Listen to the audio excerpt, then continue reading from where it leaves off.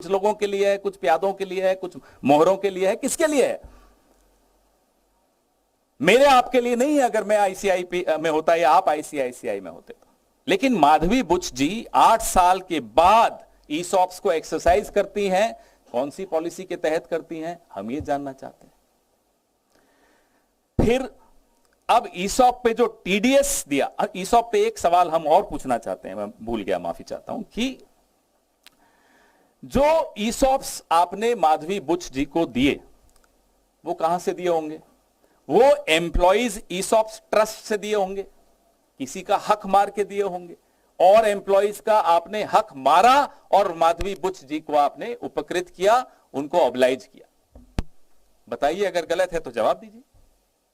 ESOP भी तो trust से ही आएगा। उस ट्रस्ट में जो ईसॉप्स हैं, अगर मैंने ज्यादा ले लिए तो विनीत जी को नुकसान होगा। कितने ऐसे कर्मचारियों को आपने नुकसान दिया और 8 साल बाद एक्सरसाइज करने का इनको अधिकार दिया, ये हम जानना चाहते हैं। अब आइए आप तीसरे और आखिरी मुद्दे पर। The last and the third point is the TDS on ESOPs. जो टीडीएस था ईसॉप्स पे, आईसीआईसीआई ने दिया माधवी बुच जी के बिहाफ पर। हम ये जानना चाहते हैं कि क्या ये नीति, ये पॉलिसी तमाम आईसीआईसीआई के अधिकारियों और कर्मचारियों के लिए भी आप करते हैं कि उनका ईसॉप्स पे टीडीएस आप देते हैं?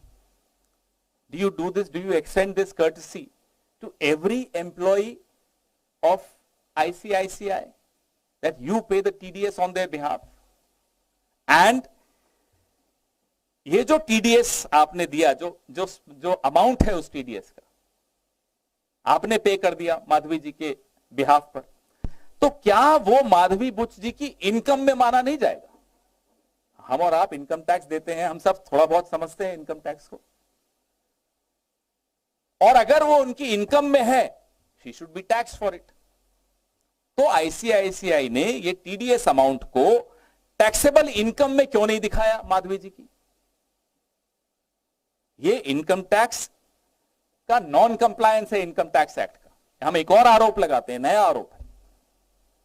हम इंतजार करेंगे, आईसीआईसीआई जवाब देना चाहता है दे, एसईसी को भी दे कि साहब हमने जो आपकी वेबसाइट पे पॉलिसी डाली है अमेरिका की, वो अलग है, हिंदुस्तान में हमने वेबसाइट पे नहीं डाली, लेकिन यहां अलग पॉलिसी है, और यहां भी माधवी जी के लिए एक अलग पॉलिसी है, बाकी कर्मचारियों के लिए अलग पॉलिसी है ईसॉप्स की। बताएं, we demand to know.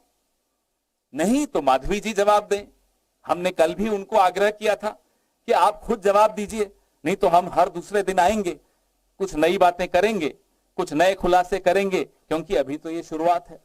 As I said, this is the tip of the iceberg. आपके सवाल, ये टेबल वापस लगा दीजिए ताकि ये देखते रहें।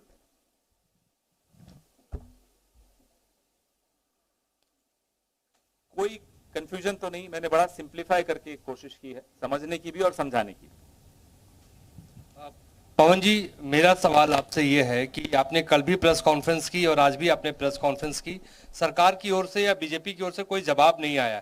क्या आप लोग कोई कानूनी सहारा भी लेंगे इस मसले को लेकर? आपको जो अभी जवाब आ रहे हैं ना, ये किसी को बचाने के लिए आ रहे हैं। जिनको बचाने के लिए जवाब आ रहे हैं, वहां से आप किसी जवाब की उम्मीद मत करिएगा।